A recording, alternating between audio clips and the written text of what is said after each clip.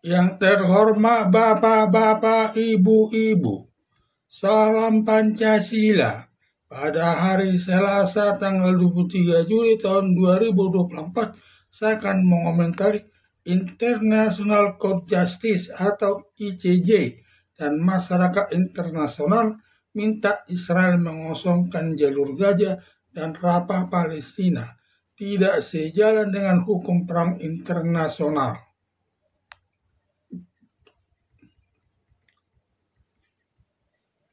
Kelompok Hamas Palestina yang memulai menyerang Israel tanggal 7 Oktober tahun 2023 hingga warga sipil mati lebih 1.200 orang meliputi anak bayi, orang tua, anak kecil, anak gadis, setelah diperkosa lalu dibunuh. Juga menyandra lebih 200 orang yang disembunyikan di jalur Gaza dan Rafah. Akibat penyerangan tersebut, lalu Israel membalas serangan kelompok Hamas tanggal 8 Oktober tahun 2023 atau besok harinya dengan membombardir jalur Gaza dan Rafah yang menemaskan masyarakat sipil kelompok Hamas sudah mencapai lebih dari 35.000 orang. Sampai Presiden Joko Widodo dan Wakil Presiden Ma'ruf Amin mengutuk Israel dengan alasan kemanusiaan, serta menuduh Israel mirip melakukan genosida. Akibat banyaknya korban manusia seperti perbuatan genosida, lalu International Court Justice atau ICJ pertama mengeluarkan penetapan untuk melakukan penangkapan Perdana Menteri Israel Benjamin Netanyahu terkait melakukan pembunuhan masyarakat sipil yang jumlahnya mencapai 35.000 orang sudah masuk perbuatan genosida. Langsung Presiden Amerika Serikat Joe Biden mengancam ICJ bila sampai menangkap Presiden Israel Benjamin Netanyahu akan menghancurkan ICJ. Sampai sekarang ICJ tidak berani menangkap Benjamin Netanyahu. Lalu Israel menyatakan tidak pernah melakukan pembunuhan masyarakat sipil, hanya menyerang kelompok Hamas yang bersenjata.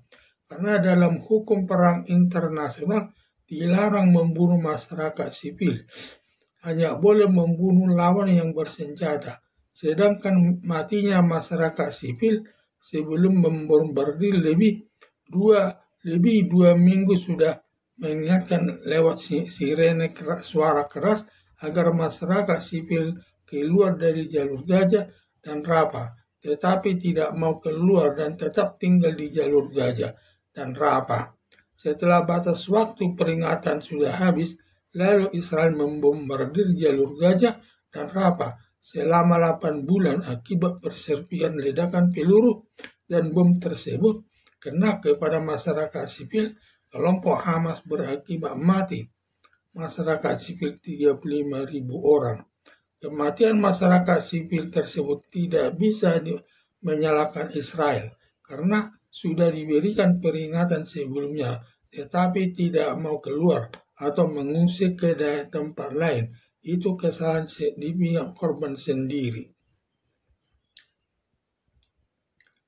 Masyarakat internasional mengusulkan lagi agar Israel dengan kelompok Hamas melakukan gencatan senjata atau perdamaian selama 2 bulan.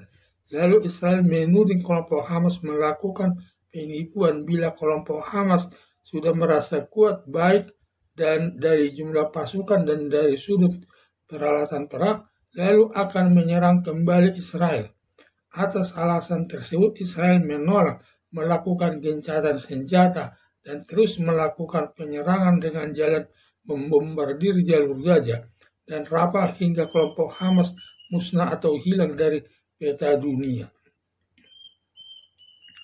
Kemudian International Court Justice bersama masyarakat internasional menyuruh mundur Israel dari jalur Gaza dan Rafah atau mengosongkannya daerah jalur Gaza dan Rafah dari pendudukan militer Israel.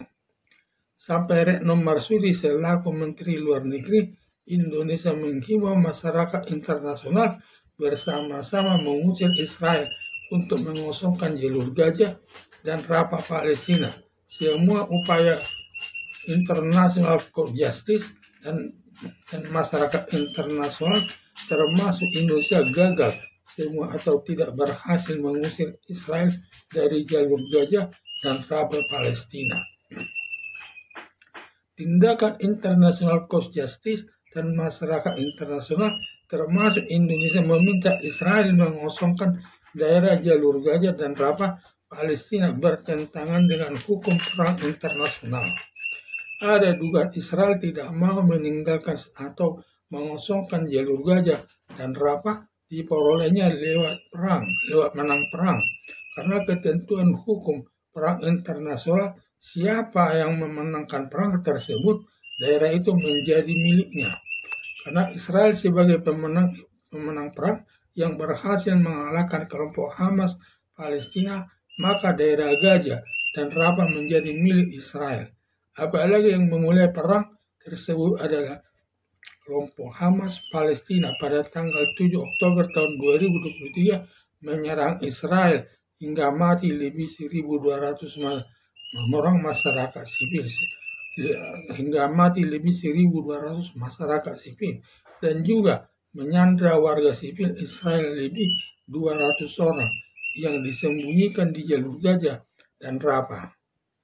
Tindakan kelompok Hamas mirip dengan perang Yom Kippur tahun 1948. 5 negara Arab antara lain yaitu negara Mesir, negara Yaman, negara Libanon, negara Suriah yang dikoordinir negara Mesir melakukan penyerangan kepada Israel yang dimenangkan Israel sehingga daerah yang dikuasai Mesir menjadi miliknya Israel, termasuk daerah Gaza dan Rafah menjadi milik Israel. Demikian juga daerah Bukit Sion dulu masuk negara Libanon, menjadi Bukit Sion tersebut menjadi masuk wilayah Israel. Selama terjadi perang Yom Kippur tahun 1948, 5 negara Arab dikalahkan Israel, di mana luas daerah Israel bertambah 50%.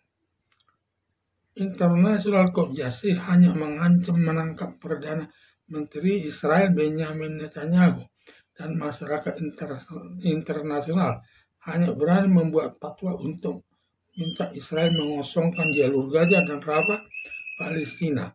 Tetapi masyarakat internasional tidak berani beberapa negara maju menyerang Israel karena nanti Amerika Serikat turun tangan membela Israel.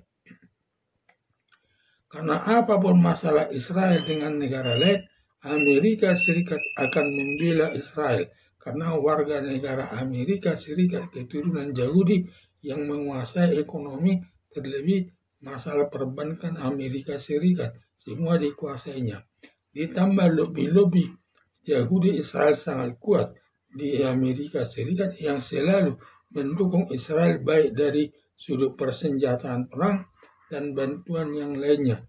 Selain negara Amerika Serikat, juga negara Prancis, Italia, Kanada, Inggris, dan Jerman berada di belakang Israel. Dan keenam, negara tersebut siap membantu Israel dalam keadaan apapun situasi perangnya. Harapan saya semua upaya international court justice dan masyarakat internasional agar Israel meninggalkan atau mengosongkan jalur Gaza dan Rafah Palestina akan sia-sia belaka karena Israel menduduki jalur Gaza dan Rafah diperoleh lewat perang. Dilihat dari sudut hukum perang internasional, sah hukumnya sejalan dengan pendapat Hikmahanto Juwana, pakar hukum internasional. Sekian dan terima kasih.